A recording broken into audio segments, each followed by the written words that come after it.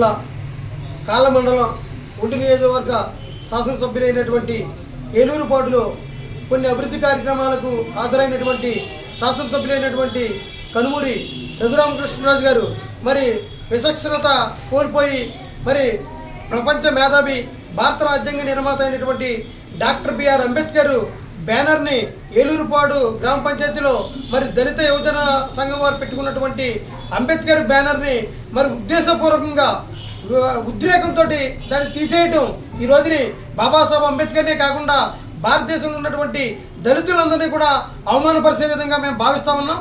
మరి మా మనోభావాలు దెబ్బతీసే విధంగా ఈ కార్యక్రమం చేపట్టడం చాలా దుర్మార్గమైన విషయం. ఎందుకంటే ఇటువంటి శాసనసభ్యుడు శాసనసభలో ఉండడానికి కూడా అనర్హుడిగా మేము భావిస్తూ ఉన్నాం. మరి దీనిపైన వెంటనే గౌరవ ముఖ్యమంత్రి గారు అయినటువంటి నారా చంద్రబాబు నాయుడు గారు, అలాగే గౌరవ ఉప ముఖ్యమంత్రి అయినటువంటి పవన్ కళ్యాణ్ గారు వెంటనే స్పందించి ఇటువంటి శాసనసభ్యుడిని వెంటనే సస్పెండ్ చేయాలని మేము పివి రామారావు ద్వారా డిమాండ్ చేస్తూ ఉన్నాం. లేని పక్షంలో ఈ దళిత జాతికి మరి క్షమాపణ చెప్పాలని మేము కోరుతున్నాం. లేని పక్షంలో వారిని సస్పెండ్ చేయడమే కాకుండా వారి పైన శాసనసభ్యుడి పైన ఎస్సీ అట్రాసిటీ కేసు నమోదు చేయాలని మేము పిలుపునిస్తూ ఉన్నాం.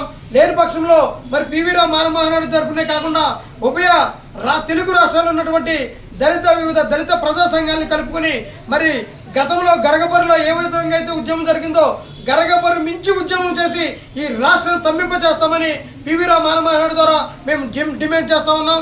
మరి ఇప్పటికే మరి 3 రోజులైనప్పుడు కూడా పోలీసు వారు దళితుల పైన హౌస్ అరెస్టులు అయ్యి చేస్తున్నారు తప్ప మరి ఈ కార్యక్రమానికి పురుగొల్పినటువంటి శాసనసభ్యుడి మీద ఎటువంటి చర్యలు చేపట్టకపోవడం మరి చాలా దుర్మార్గమైన విషయం. కాబట్టి ఇప్పటికైనా అధికారులు కానీ మరి పార్టీలో ఉన్నటువంటి పెద్దలు కానీ గౌరవ ముఖ్యమంత్రి గారు కానీ మరి వెంటనే ఎప్పటికైనా స్పందించి వారిపైన ఇటువంటి శాసనసభ్యుడి పైన మరి వెంటనే చర్యలు చేపట్టాలని మేము డిమాండ్ చేస్తూ ఉన్నాం. లేని పక్షంలో ఈ ప్రభుత్వం తగిన మూల్యం చెల్లించాలని మేము ఈ సభాపూర్వంగా మరి డిమాండ్ చేస్తూ మరి వెంటనే ఈ కార్యక్రమం చేపట్టాలని మేము డిమాండ్ చేస్తూ ఉన్నాం.